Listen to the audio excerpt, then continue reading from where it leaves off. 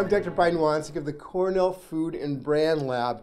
And what we do is we discover and disseminate transforming solutions that help people eat better. So we developed the 100-calorie pack. We developed all the new plate sizes they have in restaurants. Now we're starting something called the Smarter Lunchroom movement, which is transforming the way that school lunchrooms serve food to get kids to eat healthier. I'm also author of the best-selling book, Mindless Eating, Why We Eat More Than We Think, and the new book, Slim by Design, Mindless Eating Solutions for Everyday Life.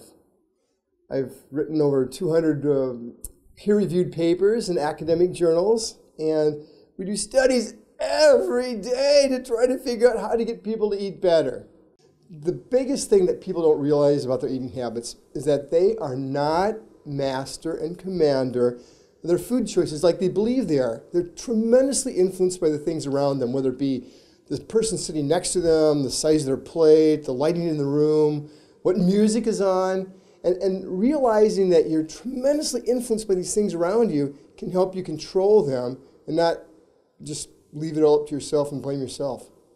I'm discussing all these things in my new book, Slim by Design. And in fact, I'm looking at the 5 areas in our eating zone that really mess us up the most, which is our home, restaurants, grocery stores, our workplace, and where our kids go to school. Because there are little bitty cool things that we can do in all those situations to mindlessly help us eat better. But there's also things that we can ask them to do to make it easier for us to shop smarter, to order smarter, to work better. A lot of people have come up to me and say, well, the solution to mindless eating must be mindful eating. And it is for maybe 5% of the population, but for most of us, we can't eat half the pea and ask ourselves if we're full yet, because we're coming home from a stressful job. We've got a to-do list that still has 15 things on it. The kids are running around screaming.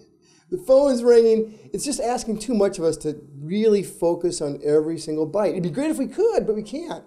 So instead, the solution for a lot of us is just to simply set up our environment so we can mindlessly eat less rather than mindlessly overeat.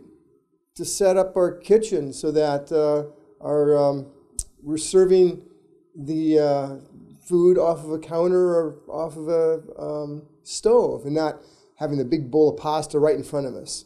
We're setting up a refrigerator so that when we open it, the first stuff we see is the healthiest stuff and not the most tempting stuff. We're setting up our counters so that they don't have a cereal box sitting on it staring at us, but there's a fruit bowl instead. These are easy solutions that we can do that can mindlessly lead us to eat better rather than mindlessly overeat, which most of us have done for most of our lives.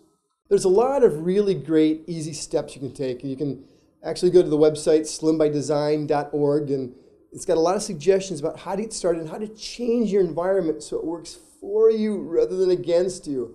And there's little scorecards that you can take to determine whether your home is making you heavier or whether it's making you slimmer.